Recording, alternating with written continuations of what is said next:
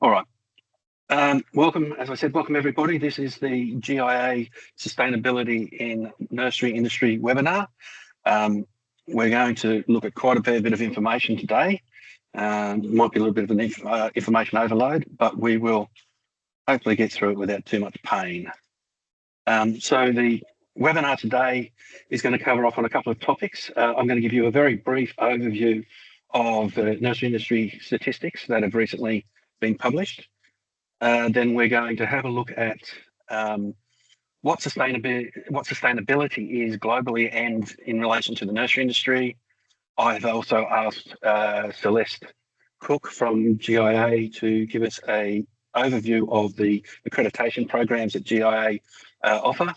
And then we'll talk about climate change and what Australian government reporting requirements are at the moment and how they are likely to change. And then just a brief overview of the nursery industry sustainability framework that's being developed. And then I thought I'd touch on in the end about carbon credits and biodiversity credits. It's a little bit confusing, but hopefully we can clear that up a little bit. So the first stage that we're going to look at here is the nursery statistics. So currently, the nursery industry is valued at $2.6 billion Australia-wide and is forecast to grow to $3.2 billion by 2030. The year 2030 is relevant because it pops up regularly through this webinar. The industry employs around 25,000 people. That's in all regions across Australia, and there's about 20,000 of those that are full-time equivalents, and the rest are casual and transient employees. The industry produces on average around about 2.3 billion plants per year. That does fluctuate occasionally, but on average it's around about 2.3 per year. And the industry does underpin other areas. So it underpins agriculture, landscaping, urban development, forestry and retail. And what I mean by that is that there are nurseries out there who specialise in producing vegetable seedlings for agriculture, native plants for landscaping projects and reforestation projects, as well as nurseries that specifically relate to forestry, and of course those that produce potted colour and a variety of other plants for retail.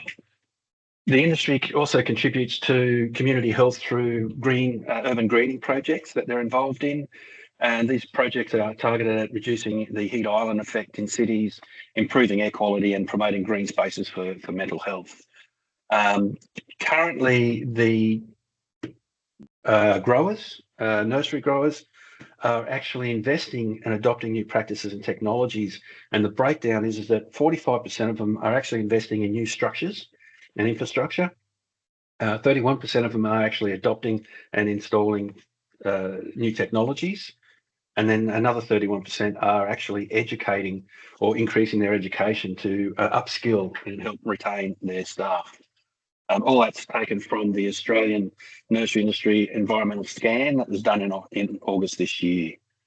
Okay, so firstly, I want to start off by just looking at what is sustainability. So sustainability means different things to different people. It depends on your point of view and the context in which the question is asked. But no matter what definition you prefer, the main point, so there's three definitions that I've just put on screen there, taken from various areas. One suggests that it's a formal structure outlining the practice and responsible stewardship of taking care of the environment and people, economic resilience and so forth. Another one suggests that it's a mindset, which is fundamental to the continuation of the economic system, which also depends on natural capital and social capital. And then there's sustainability aimed at a balance between the environmental health and economic prosperity and social well-being. They're all very similar veins. The one I like the most is the one from the UN, which is basically sustainability is meeting the needs of the present generation without compromising the ability of future generations to meet their needs. I think that kind of sums it all up. And there's three main pillars that the United Nations have identified, and that's environmental, economic and social sustainability. And from those three pillars, the United Nations developed 17 Sustainable Development Goals. Now, these goals were developed to try and promote peace and prosperity for people on the planet. They're strategies and guidelines designed to help end poverty, improve health and education, reduce inequality, and generate economic growth while still addressing the climate change and environmental issues. So the real question, I suppose, is how do these 17 sustainability goals relate to the nursery industry? And what does it mean for your business? Well, these goals are actually already driving the development of environmental policy and government regulations, business practices, and also climate action worldwide in both the public and private sectors. They are the overarching principles used to develop trade agreements, conduct risk assessment analyses for financial investments, and to develop sustainable frameworks that countries are using to identify their goals. The Australian government is also using these. It has helped drive and develop their business and reporting guidelines. So that means that these goals are or will influence how business is conducted in the future. And one example of that is, I'm going to use the European Union as an example purely because they are ahead of the curve when compared to most other areas and countries. So the EU implemented 2 policies that require a company to meet strict environmental and social sustainability and emissions criteria if they want to sell a product in the EU. So from 2026 onwards, certain products, as you see there, they're mainly raw materials at the moment, but from 2026 on, certain products that are produced in non-EU countries will attract basically a carbon tax on the emissions embedded in that product. And they have stated that after 2026, the EU will reassess all products entering the EU for greenhouse gas emissions. Now, that may not affect a lot of Australian business, especially in the nursery industry, immediately, because we don't actually export a lot of plants to the EU. But we are seeing how these are influencing goals and activities here in Australia, with the talk of carbon credits, natural capital and emissions accounting programs becoming a more common, commonly discussed here in Australia. And the Australian government is funding projects to address these goals and develop carbon accounting protocols and guidelines. There is also a financial sustainability framework that has been developed and is used by companies and banks today to assess the risk, the environmental risk of an investment. And we've seen this already here in Australia with Hester Super Fund. They withdrew finances and sold shares in companies because they didn't meet the sustainability goals.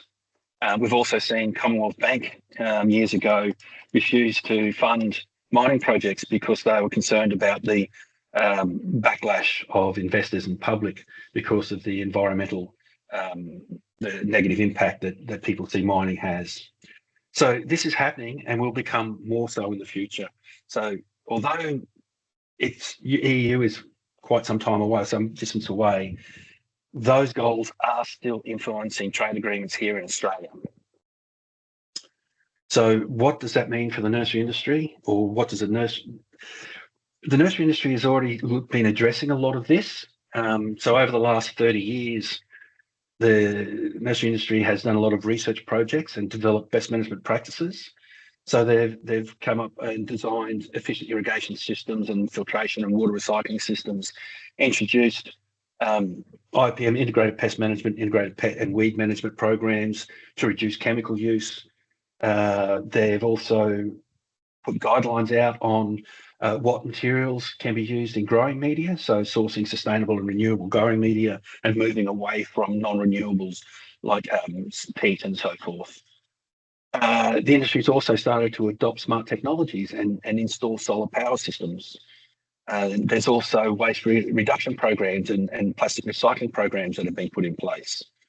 The industry gets involved in green city projects and raises community awareness with programs such as Grow Me Instead and What Plant Where.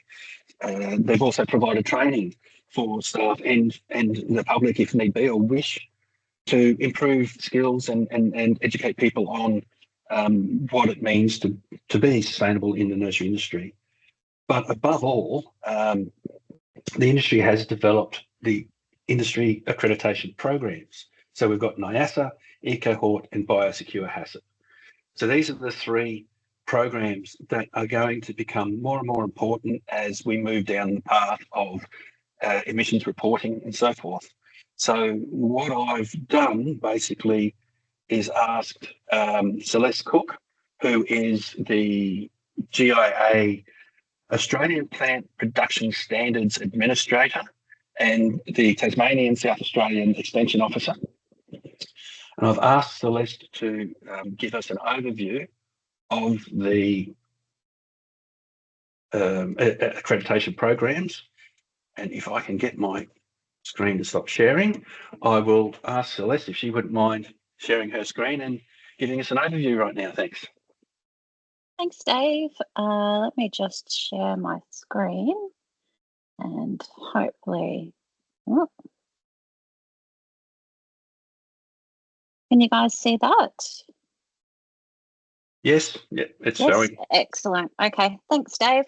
Like Dave said, I am the Australian Plant Production Standard Administrator, so I manage all of the programs for GIA, and I'm also the Extension Officer for South Australia and for Tasmania. I am just going to do a pretty quick intro to you guys. I know I can see that some people that are sitting on there are very familiar with our programs. Some of them are accredited from accredited nurseries, so hello to you guys.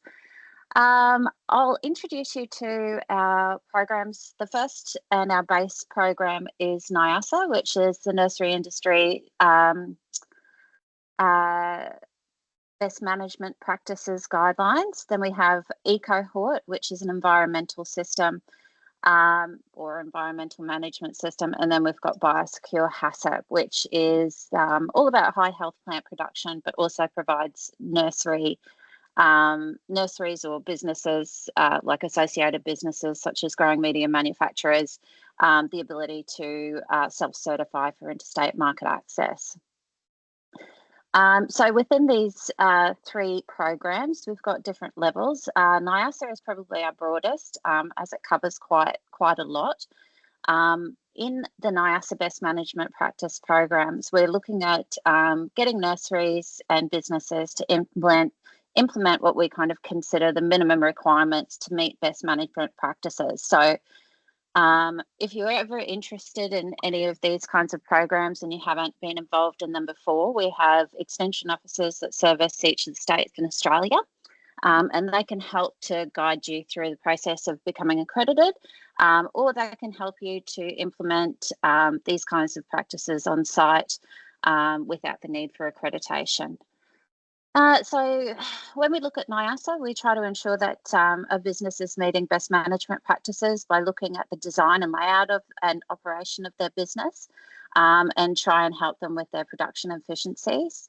We look at the general hygiene around the nursery. So what kind of actions are they doing that might introduce plant pests and diseases into the nursery, keeping things clean. We also look at what kind of water you've got, how you're treating that, how you're recycling that, looking at your growing surfaces, how you're treating those and keeping those clean, your crop nutrition, growing media, measuring and monitoring of things like your water quality and your growing media quality, and some basic occupational health and safety.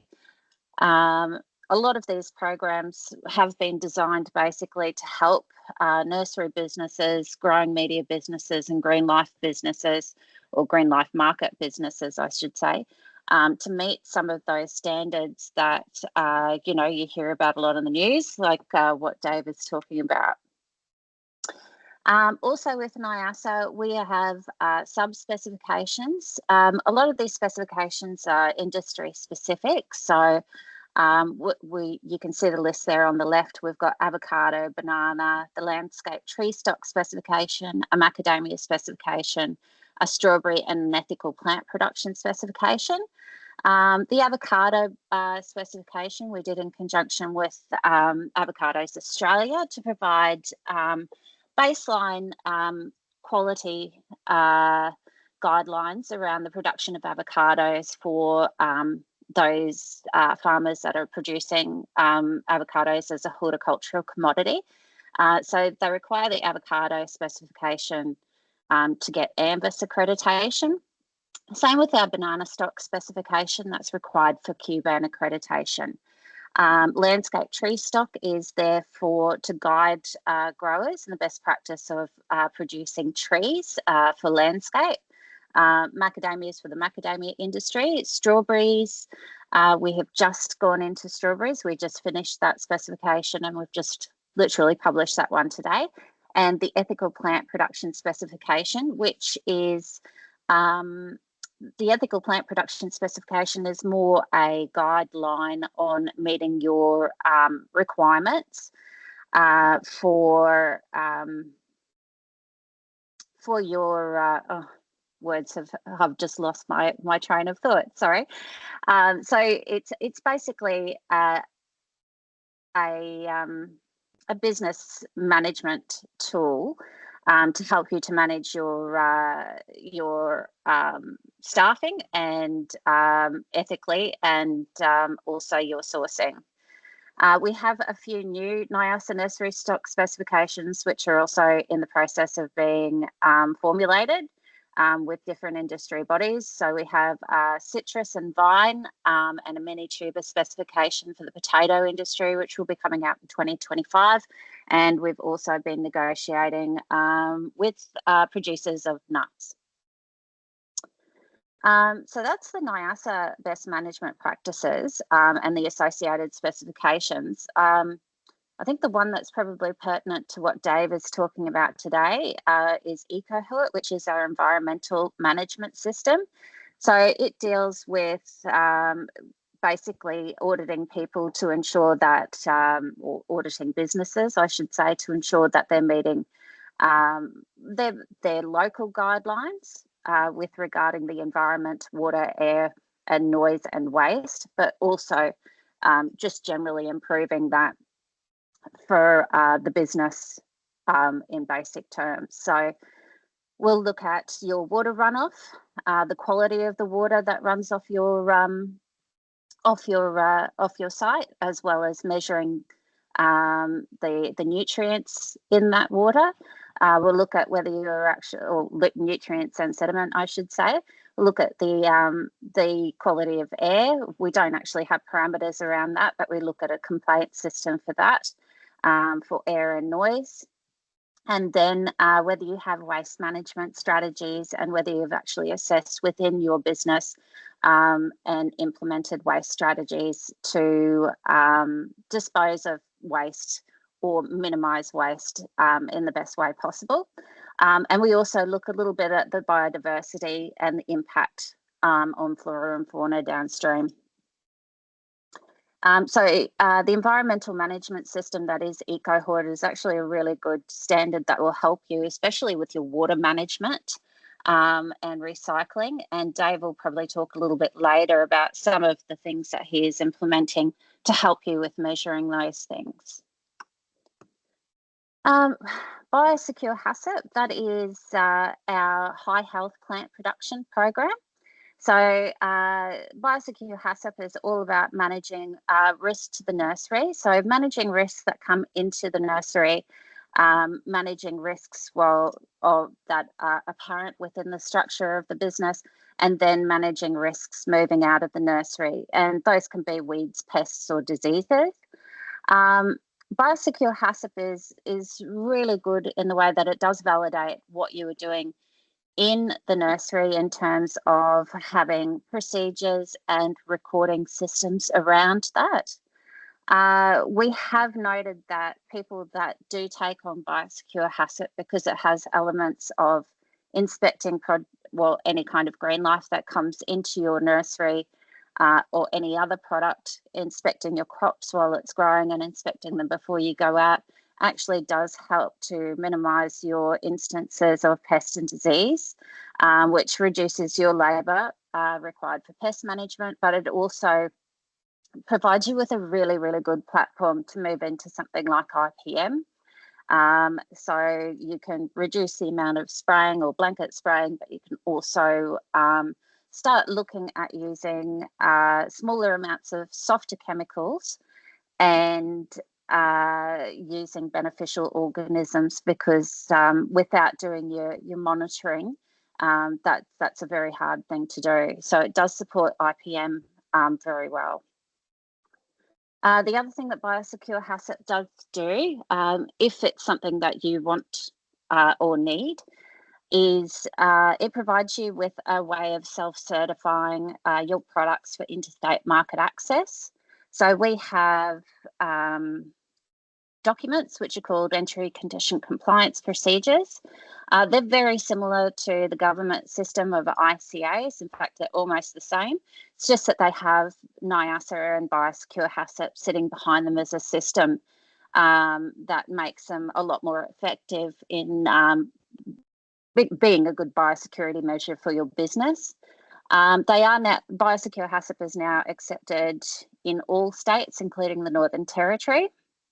And it is a system that's available, and it's completely online. All of your Biosecure HACCP biosecurity certificates, which is what replaces a PHA or PHAC, are generated online on our digital platform. The digital platform is available free to everybody that has NIASA or Biosecure HACCP, and it provides you with all of your record keeping requirements that you need to meet the requirements of whichever accreditation you hold. So it provides you with some basics around chemical applications, chemical inventories, crop monitoring records and things like that, as well as monitoring your irrigation system and water use. It also has quite a few reporting functions that you can use to extract your information, and any record keeping that you provide in there can be exported in the form of an Excel spreadsheet to interrogate further. So this is just a couple of examples of some data that was taken from some sticky traps, I believe, and some reporting that's available, just some general graphic reporting that's available there. I don't think you can see it too well on this because they're quite small screenshots, but within your pest thresholds, you can actually put input into your into the AMS. You can input your pest threshold, so a maximum and a minimum and an action level. And then you can get alerts once you do your crop monitoring to let you know, or once you do check your sticky traps to let you know that the pest or disease is above a certain threshold and that you need to treat. All available for you to set up in whatever way you'd like to. But that is it. That's a really simple overview of the apps programs. If you would like to look at them further, we have a website, nurseryproductionfms.com.au, or you can get in touch with any of your state extension officers and we can come and help you. Thanks, Celeste. So that's a very brief overview of the accreditation programs. And I asked Celeste to present those because these programs have been developed over years for the benefit of the nursery industry, but now with the introduction of sustainability and emissions reporting, these are in the best position to actually help growers to develop their profiles further. I'm going to talk about that a bit more as we move through this webinar, but for now, I'm going to just touch on where we stand, where the Australian government's commitment on climate change stands in relation to reporting requirements. So I think everybody is aware that there is an international agreement to try and limit global warming to 1.5 degrees. And the Australian government actually has recommitted to this. So that agreement was signed back in 2015, but in 2022, the Australian government recommitted to reducing carbon emissions by 43%. Sorry, greenhouse gas emissions by 43% below the 2005 level by 2030, and being net zero by 2050. I'm not going to talk about becoming net zero or what that means. We're just going to focus on the 2030 year. So in Australia, the breakdown is basically that every single person in Australia produces 16.3 tonnes of CO2 equivalent emissions. And that was based in June 2024. That last bit of that line there, 46.7% decline since 2005, that is misleading. Although there has been a decline in emissions, that doesn't mean that we have hit the target. That is just a decline in the emissions since 2005. So overall in Australia, of all the greenhouse gas emissions that is produced in Australia, agriculture makes up approximately 14% of them. And then of that 14%, horticulture makes up approximately 1% of it all. And nurseries fit somewhere in that 1%. So we don't know what the nursery industry's contribution to that 1% is at this stage, but research over the next year or so hopefully will allow us to put a figure on that. But to achieve these reductions, the Australian government is introducing mandatory emissions reporting legislation from 2024. And currently, though, I have to state this up front, currently not-for-profit, small and medium businesses are not required to report greenhouse gas emissions, but are encouraged to develop an emissions profile and mitigation strategies. So what they've done is that they've identified 3 priority groups listed there in that table. The first group had to start reporting their emissions as of July this year, and that is the large multinational stock listed, share listed companies that, as you see, earn over $500 million a year or have more than 500 employees. And then in 2026, the second group will have to start and report on their emissions. And I'll go a little bit more into what emissions they've got to report on in a moment. And then the third group it doesn't have to start reporting until 2027. So there is a bit of a time lag here, but as we move closer and closer to 2030, they will start to include more and more businesses that need to start reporting. Some nurseries may fall into that category in 2027. We're not too sure, but by 2028, we will have a better understanding of what businesses will have to start reporting. But it is important to note that second part of the statement, where it's all businesses are encouraged to develop an emissions profile and mitigation strategies. This kind of suggests that more businesses will be required to report in the coming years, but what that means, we don't know. However, I take it as a warning. So what types of emissions, greenhouse gas emissions, must be reported?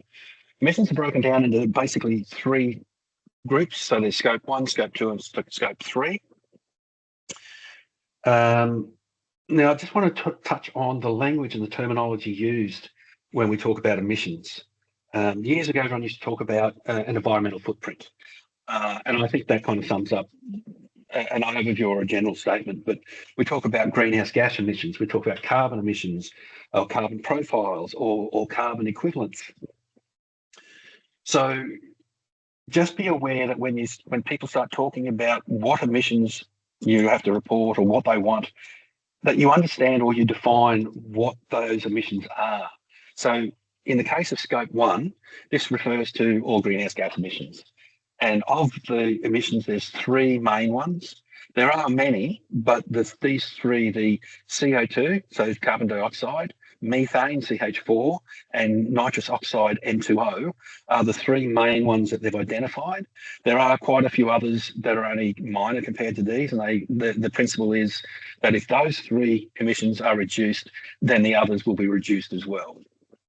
So these are the ones that we're targeting. So if somebody talks about CO2 emissions, the carbon dioxide emissions, it could be just simply carbon dioxide.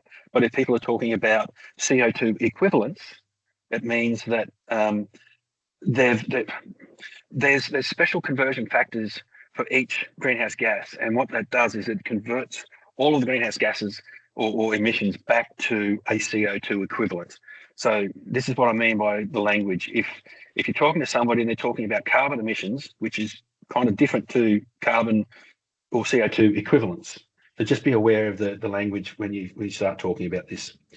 But the other thing too is that if you have multiple properties within your business, that means that if you are to assess how many emissions you produce, you have to include all of those businesses in your all of those properties within your business, and the emissions for transport if you're moving stock between those businesses. So it gets quite detailed if you go right into it. Scope 2 emissions, these are pretty straightforward. These are mainly just based on the electricity that you buy from the grid. So whatever you're buying, wherever that electricity is generated, it has emissions embedded in it, and therefore when you buy the electricity, you also take responsibility for those emissions. Scope 3 emissions. Now, in the government reporting, Scope 1 and Scope 2 are the only two mandatory emissions that need to be reported. Scope 3, there's a bit of a leeway on that. The large companies will have to start and report on those. But Scope 3 kind of does my head in at times, because it talks about the emissions created in the life cycle of a product. So upstream and downstream of your supply chain. What emissions are imported with products that you buy? So in the case of if you buy in fertilizer or pesticides, they have an emissions embedded in them. And so when you buy that product, you are also buying the emissions that go along with that. And that becomes your responsibility. But the other side of this is that there's downstream emissions.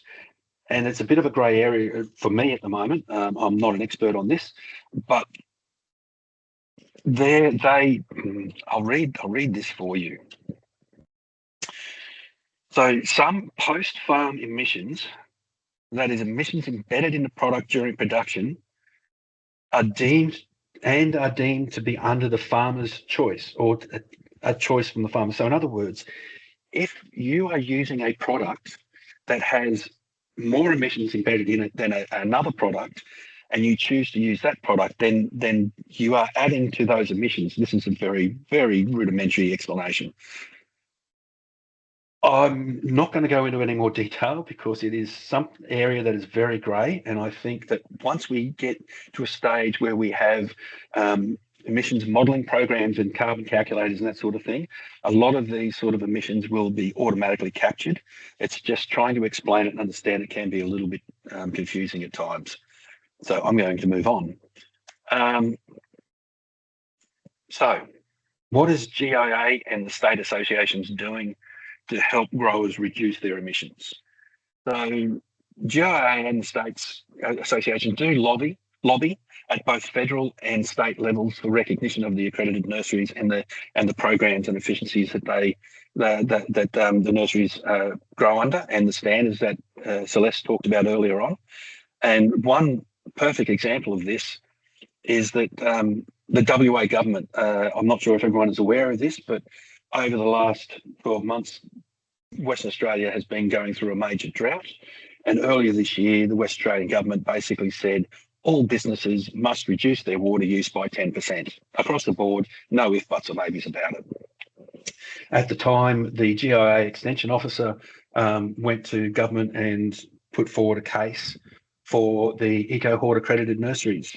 and stated that these nurseries should not be, or they should be exempt from reducing their water use because they are voluntarily already operating under efficiencies greater than what's listed in the government requirements, and that they shouldn't be penalised or expected to reduce their water use any further. And so after presenting all of the evidence to the West Australian government, they actually officially recognised all nurseries that are EcoHort accredited were exempt from that water reduction purely because they are already operating at high efficiencies. So that was a big win for the industry and the accreditation programs. GIA also conducts research and development for new technologies and new procedures to help improve efficiencies and reduce productivity costs. There is a project currently underway, a life cycle analysis project that is looking at the products that we use in the industry and trying to determine what emissions are there and trying to put a number on this. They're basically going to try and identify either an emissions calculator or a modelling program where we will be able to, anybody that is, they don't have to be accredited, it will be a program available to any nursery business to be able to enter their details into that modelling program, and it will generate a report stating what your emissions are and give you some form of indication of your sustainability, hopefully. The industry, or GIA, also provides extension officers, which Celeste is part of, and they are there to support and advise growers on business and production practices, and they're quite happy to help people, advise people on how they can reduce their production costs, but also increase their efficiencies to reduce their emissions output. And they do that through a variety of different practices as well as training. But the other thing that the GIA are doing at the moment is producing a nursery industry sustainability framework to help nurseries manage, or help nursery managers to develop their emissions profiles and mitigation or management strategies. So again, the terminology I'm going to use here, we're going to talk about emissions profiles. So effectively, over the last 6 months, even the language that I was using 6 months ago has changed, and so we've gone from environmental footprints to emissions profiles, and the terminology just keeps changing, and it will keep changing because this is all in its infancy at the moment. So, what is a sustainability framework? So, it's a set of guidelines and indicators or metrics that are used to measure and assess the production sustainability or a business's environmental, social, and governance profile. So this again is this ESG profile, and again ESG profile is similar to an emissions profile. It's just it includes a lot more ethical standards under an ESG and an environmental management process system. So a sustainability framework helps to provide a defined and recognised, so this is an officially recognised method for businesses to assess their environmental footprint. There's that word again.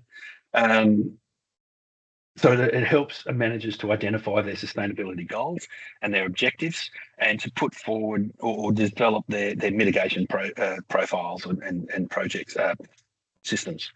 It aligns goals and objectives with local, national, and international sustainable goals using universal performance indicators. So that's where we were talking before about the universal the sustainable development goals that were developed by the UN.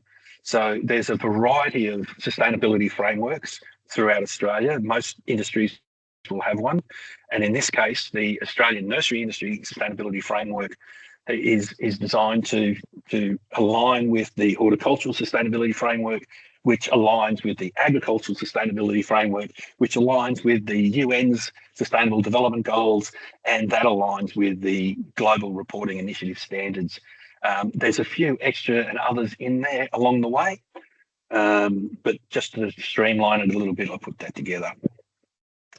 So these frameworks ensure that the metrics and the indicators used to define carbon emissions are recognised and accepted internationally and locally and globally.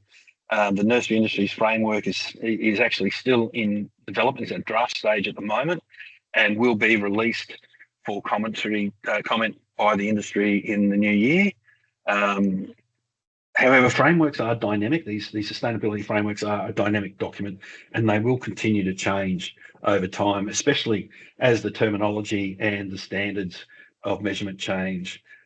So although they're not set in stone, they are a guideline that will help growers, as I've said, to identify their emissions and to develop mitigation strategies to reduce their emissions. Also, as part of the sustainability framework, there is, as Celeste talked about earlier, the audit management system. So these sustainability and productivity indicators that we've developed are being added to the audit management system, and these will be there to allow people to either generate a general report on how their emissions are, where their emissions are. Also, you'll be able to produce indicators such as, plants produced per megalitres of water, or water use per area on the nursery, pesticide applications, fertiliser applications, the frequency of pesticide applications. So these are designed to not only identify the level of sustainability, but to give you some indicators that you can use to track your resource use, and to allow businesses to actually quantify the volume and cost per plant or per production area. So there's a variety of indicators there, as I've said.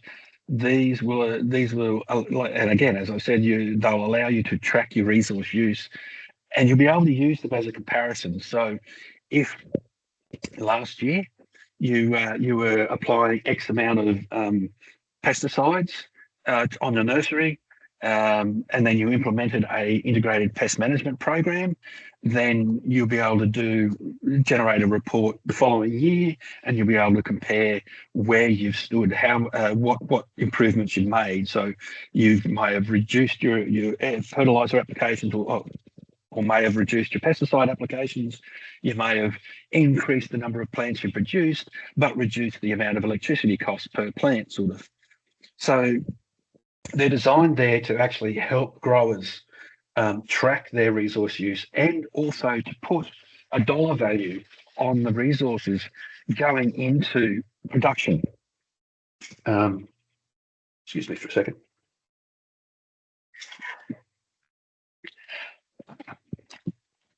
So the data on these resources will be there for, sorry, excuse me for just 1 second.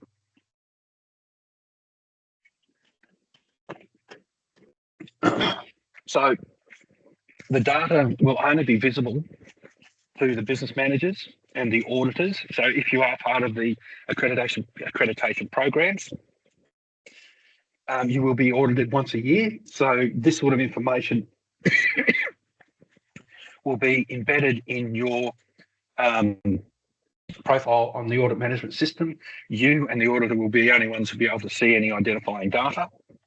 From an industry point of view, though, that data will allow the industry to develop up benchmarks and a snapshot of the industry's sustainability and efficiency. And all of the identifiers, business names and identifiers of that data will actually be removed for industry-wide report generations. So it's not a tracking mechanism for the industry. It is purely a way of being able to put a sustainability or an efficiency rating on the industry, because each industry has to report to the Australian government about what their industries are emitting, the emissions they are emitting. Excuse me. So what can you do to reduce your emissions? By adopting best management practices, becoming accredited, so you're recognised for your environmental stewardship. Do an emissions assessment. Excuse me.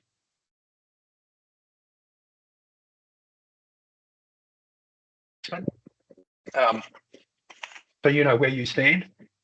Adopt smart technologies to help you become more efficient and reduce your emissions. Install solar PV. Assess and change business practices to actually use that solar generator.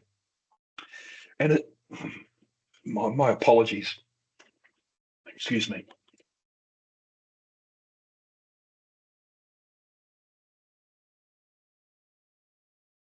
A bug in my throat. So assess the products and packages also that you're importing into your business, and the distances they travel and what alternatives there are. So I was actually asked the other day, what are the 3 main tips that I could give somebody who wanted to actually reduce their emissions and increase their efficiency? And the 3 that I chose, basically I've just mentioned them. Install solar PV systems, install it on the packing shed, install it on pump houses. That will help you to actually reduce importing electricity. But please do have any systems that you have designed to match your electricity profile. If you have them to design so it'll match your electricity profile, then it will actually make it more efficient and be a better value to you. Have an energy audit done. Although initially a lot of people don't understand the benefit of an energy audit, but it will identify where and when you use your electricity, what time of day, what time of year, the seasonal processes, so forth. And then assess your practices and change your practices to meet to suit the solar energy, or to use the solar energy.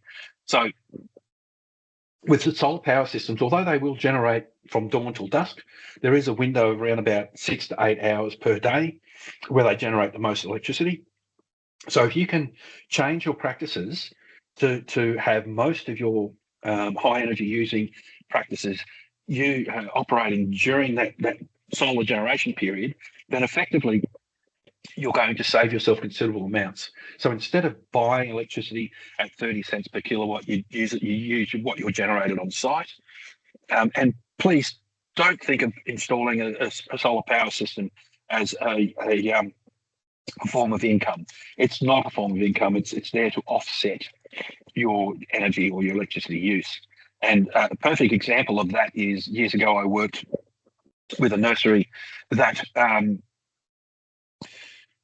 we did an energy audit, we looked at the recommendations. It was recommended that they install a 15 kilowatt solar power system, upgrade their irrigation pumps and irrigation system, and upgrade their bore pump for tank fill. The irrigation used to take 18 to 20 hours. The tank fill used to take 12 hours. And then after upgrading his systems, he could then run all his processes within a 6-hour window during the day, and he had about a 90% reduction in his electricity costs. So if it's done right, it can be extremely worthwhile. And then the third one, as I mentioned before, to manage your waste. Have a look at what you're importing, the packaging, not just the products, but the packaging. And remember the waste mantra: avoid, reduce, redirect, or recycle. Buy in bulk, reduce your number of packaging. And the other thing too to think about is that if you can identify the waste and you can train your staff to separate the waste out at the point of generation, and you can use like a baling or a compactor, so you can reduce the footprint that your waste takes up. But if you can provide a source of clean, compacted waste, i.e. plastics, to a recycling company, then you're more likely to have that picked up for free.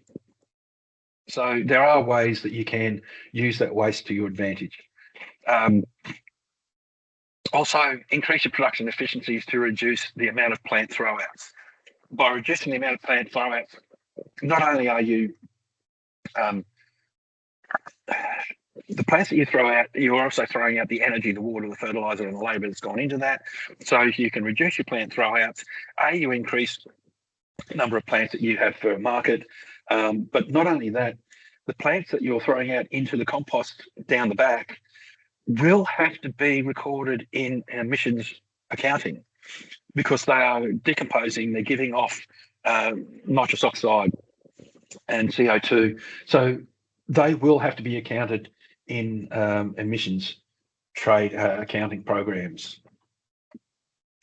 Now I want to touch on this point. I always get asked, why can't I get carbon credits for my plants that I grow?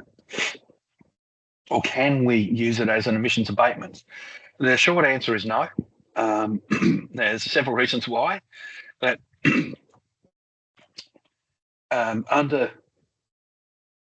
short answer basically is ornamental horticulture does absorb CO2.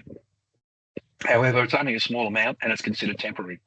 Due to the requirements of the international standards for carbon credit guidelines, that the carbon sequestered it needs to be locked away for 30 to 100 years before they will apply a credit to it. And considering that a lot of plants in the nursery industry are grown in organic growing medias, these tend to decompose really quickly and they give off emissions as they decompose. Also, if you're using a non-renewable growing media, which is rare these days, then that is only going to increase your emissions. And so it's not going to really go towards creating any carbon credits. Another reason is that potted plants tend to be thrown out or put into the garden or sent to landfill after they die. And that, again, is the source of emissions. So at this point in time, no matter how many plants you produce, if they're produced in pots, then we can't see in the near future them being used to offset emissions. The only possible business that may be able to claim carbon credits is in-ground growers, and that would be for soil carbon, not the plants themselves, but the amount of carbon that the plants push into the soil, which may be a possibility. However, the soil carbon and the amount of soil carbon you put in needs to be assessed by independent assessors, and the cost of that can be prohibitive. So just be aware of that. The other thing that I wanted to touch on here is biodiversity credits or natural capital. So these biodiversity credits are seen as a way to assess the ecological health of an area and allocate a dollar value to that area. This can include forests, wetlands, remnant bushlands, riparian areas, lakes, waters, open woodlands. The idea is that you have that assessed. They allocate an ecological rating, health rating to that area, and then if the biodiversity of that area is maintained or increased year on year, then biodiversity credits are allocated to your property. However, biodiversity credits cannot be sold like carbon credits. Okay, and biodiversity credits will not benefit every nursery. You actually need to have an area of land that's non-productive or not used for production. Not that it's non-productive, that it's not used for production, and that it harbours or has natural vegetation and biodiversity on it. So if you do have an area of bushland that you manage or a riparian area that you manage, then you can actually certainly have that assessed, and that can add value to your property and also be a good evidence for your environmental management and stewardship. So, and these credits, these biodiversity credits, can be used as evidence for banking and financial investors to help reduce the risk of investment. More and more of these financial institutions and investment companies are withdrawing from projects or choosing not to invest in businesses that don't meet those sustainability guidelines. So by having these sort of areas on your property, it can help you to improve or obtain more finance or to obtain more investors. And not only that,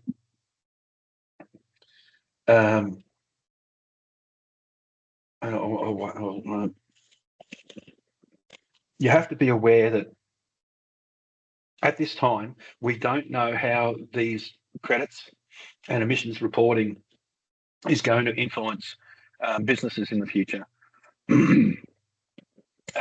But it is possible that environmental impact of a business may play a part in the terms of loans or in businesses. But I do have to state at this point that I do not know what part or these biodiversity credits or any carbon credits will have on the future of business. I don't think anybody does at this point in time. This whole concept of these carbon credits and biodiversity credits is really only at its infancy, and the role they play as we approach 2030, we just have to wait and see what happens there. So look, there's also a variety of other schemes, biodiversity schemes, and that out there at the moment. There's Nature Repair Market, which is a government program to identify the value of nature on a farm. Nature Plus credits.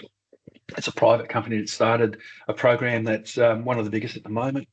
There's Accounting for Nature, which outlines the framework for measuring what is acceptable, and there's reef credits for the Great Barrier Reef, but and that looks at nitrogen runoff and pollution running off into the Great Barrier Reef, but they are also expanding to areas other than the Great Barrier Reef.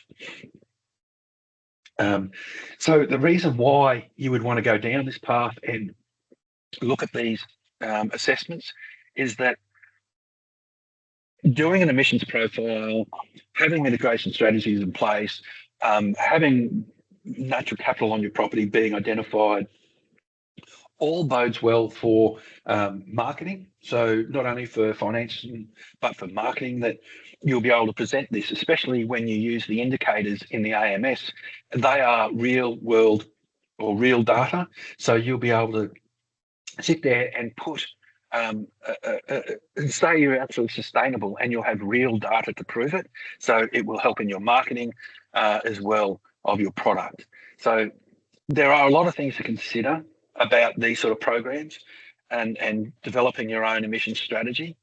It can be beneficial. Now, that's a real dump of information. If you do want more information, please monitor the GIA website or sign up to the newsletters.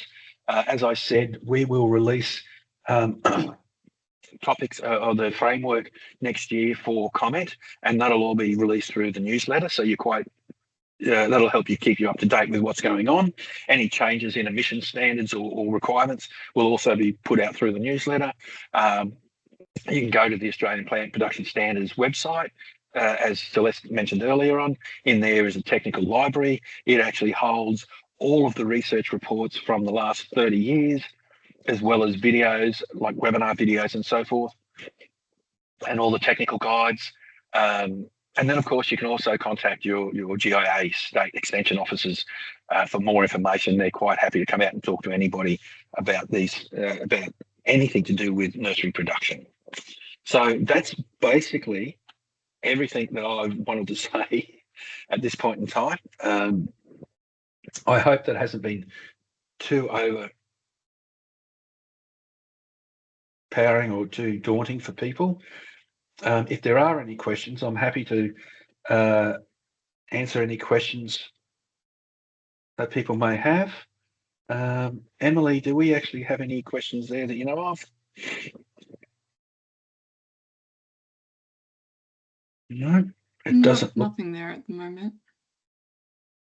Okay, so obviously I've completely astounded everybody, or there's been too much information and everyone's head's reeling. Look, I'm happy to talk about this. As I said, any of the extension officers are happy to talk about this. If anybody does have any questions or would like to discuss this further, not only can they contact me or Celeste or any of the other extension officers, there are several, not just the ones that I actually pointed here, there are several companies out there who are offering this service of guiding people through assessing their irrigation, assessing their emissions and assessing their business strategies and helping them to develop emissions mitigation strategies. So simply do a search. I'm sure you'll find somebody in your local area that is quite happy to discuss it with you. And then there's also all of the frameworks. So there's the horticultural sustainability framework and the nursery sustainability framework that'll come out next year. And there's also the agricultural sustainability framework. They all have very interesting information there.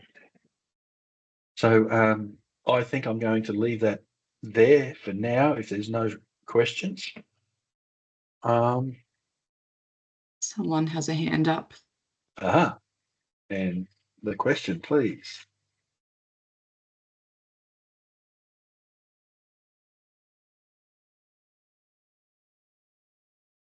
No? Peter? Colin. Okay. Peter, type into the chat. Oh, okay. So yes, please type into the chat function if you have a question. My apologies, I should have mentioned that at the beginning of the webinar. Or the question and answer function. What do you think the future of recycling will look like? In an ideal world, we will have a circular economy where all products manufactured will not be linear, not end up in the waste or in landfill. They will be completely circular, and so at the end of their life, they'll go back and be either melted down or remanufactured into another product or the same product.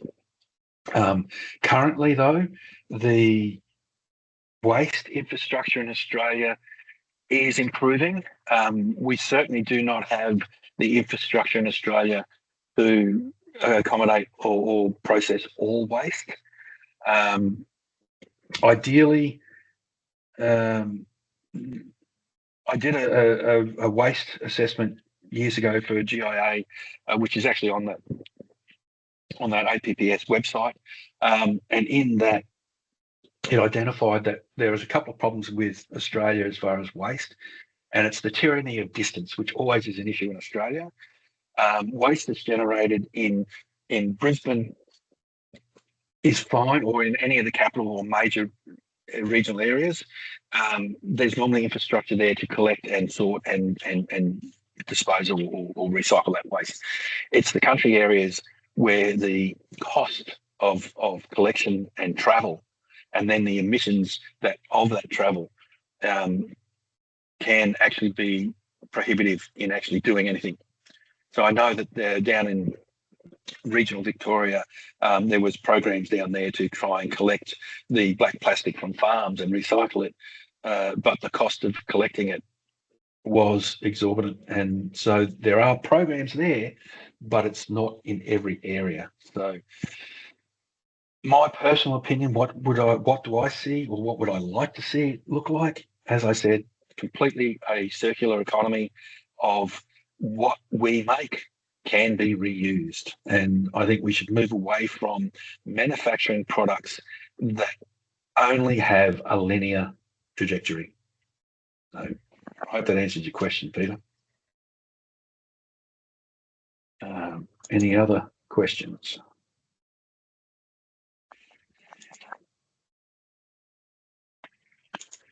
No? So all I can say is that think about this, because that statement made earlier on that all businesses are encouraged to assess their emissions and develop mitigation strategies. To me, that is pointing to the fact that as we approach 2030, then legislation, mandatory reporting will become more and more well, required. So, okay, I think I'm going to call it there. I've run over time, and I hope I have not put anybody to sleep. Thank you all for attending today. Hopefully, in the new year, we will put forward another webinar, not as full, on using a sustainability framework to assess your emissions. In the meantime, I hope everyone has a very Merry Christmas and take care over the holidays, and hopefully talk to you all in the new year. Thank you all.